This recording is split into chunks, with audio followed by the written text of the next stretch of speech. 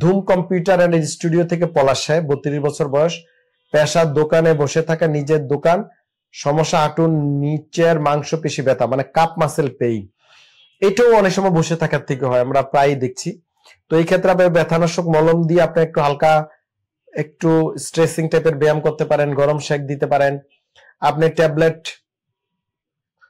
B1 B6 B12 একসাথে পাওয়া যায়, একটা করে 2 বেলা 1 মাস খান, একটা করে ক্যালসিয়াম খান, মলম দেন। আমার ইউটিউব ফেসবুকে গিয়ে বিভিন্ন ব্যায়াম আছে, ব্যায়ামগুলো করে দেখেন। একটু রেগুলার 5-6 কিলো হাঁটার অভ্যাস করে দেখেন, পানি ঠিক মতো খান, আশা করি ইনশাল্লাহ উপকার হবে। আর্কিটেকচার জব যে করেন, সত্যের আলোর পথে ফয়সাল সাহেব, 24 প্লাস, 55 বছর বয়স। আপনি লিখছেন মাজা হাঁটুতে ব্যথা করে, মাঝে মধ্যে কম বেশ হয়। তো এইটা যদি এই বয়সে হয়ে থাকে, আমার মনে হয় আপনি কিছুদিন ক্যালসিয়াম খেয়ে দেখেন, ভিটামিন ডি খেতে পারেন, তবে সেটা টেস্ট করে খাওয়াটাই ভালো। আর দুধ আর ডিম নিয়মিত খাবেন, 1 গ্লাস দুধ আর একটা ডিম, এগুলো আপনি নিয়মিত খাবেন।